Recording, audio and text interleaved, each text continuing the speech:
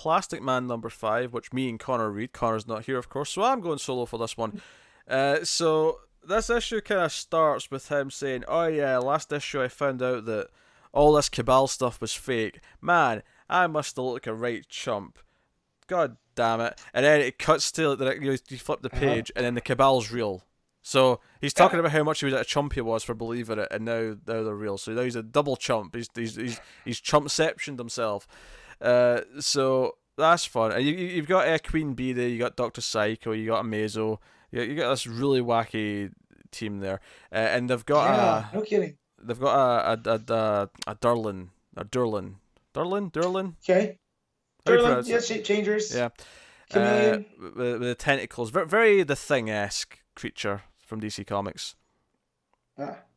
So, basically, this issue has him saying goodbye to the kid. Right? He's taking the kid out to a day at the fair with his lady friend from the club, and they're having this perfect, almost family outing.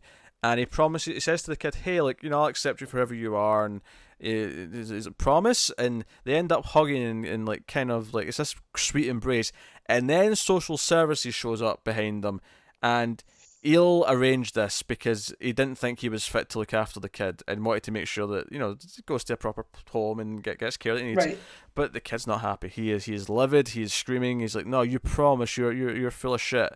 Essentially, and even his lady friend says the same thing. I thought you were a good person deep down, and walks off. And it kind of leaves him in this place where he's like, technically he did the right thing there, but everyone else is mad at him for the way he did it. And he's like, "Oh, sometimes doing the right thing doesn't get you the points. You have to be hated while you're doing it." So he's having a tough time with that, and he goes after Man-Bat at one point, because Man-Bat's who was fighting, who was hired by what's her face? I forget her name. His contact, the one who told him about the Cabal in the first place, the agent. Okay. But she paid off Man-Bat to attack him, to pretend that the Cabal was real. But she calls him. She's like, "No, the Cabal's real. Seriously, the Cabal is real. Damn it! And you're chasing me right now." What do you mean me? It's like, "No, you." Plastic Man, Elongated Man is... No, Plastic Man. Why am I getting confused? Plastic Man is chasing me. It's the Durlin who's just chasing after. So okay. Plastic Man shows up, and he fights the Durlin, and we get a lot of wacky shapes. We get Durlin starts, being a big mouth and trying to eat him, and he ends up having he turns his hand into an axle, for a car, to lift it, to pry the mouth open. It's really inventive fighting. It's very stuff. Lots of big, wacky, constructs, if you want to call them that. And you get and eventually the Durlin goes full thing. It goes full, multiple mouths, multiple wacky, Giger-esque, just mess of flesh and whatever else. Super, super, super nasty. But it's really fun, really bombastic. And then the last page of the book, we actually go back to, if you remember the girlfriend of the the gangster, the old contact of Eels, where he messed up his girlfriend by trying to recreate the experiment that happened to Plastic Man, and it left her scarred. And she gets turned down for this singing job because of her looks. And she goes up, and I shit you not, she punches the guy who turns her down through the head. It goes to this side shot of silhouette, and her hand's going through his head, and it's just a splatter of blood coming out the other side. It is brutal.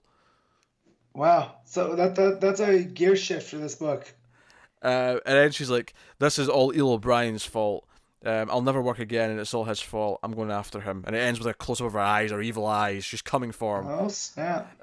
So no, I was still thinking the heart of this book's great, but the humor especially is fantastic. And Plastic Man, when they play with what he can do with his body, when they play with the fact that he can make anything out of his body, it can be great fun. But Simone's got the voice down so well. It's been such a delightful read. And the art's great as well. I mean, I don't know if I mentioned that Adriana Emilio, of course, did the art. Very, very good as well. It's been consistent throughout the whole thing. Like I say, it's the inventiveness. It's very pulpy. It's the sort of the... It's expressive, but it's expressive in almost a very cartoony, puffy way. Very. I guess that's where the pulpy comes from. But that's what it is. But again, very, very inventive with all. See that turn right there made me want to go back and check out the book. Yeah. Because now I want to know what's up with her. Oh yeah, So super pulpy. So no, Plastic Man's been super enjoyable though. that's good. I still like it. That's So good. this is a mini, of course. This has only got one issue left. Yeah. This is the second last issue. We got issue 6 as the final one. That's next month. So looking forward to it. Good. So I'd give that a solid.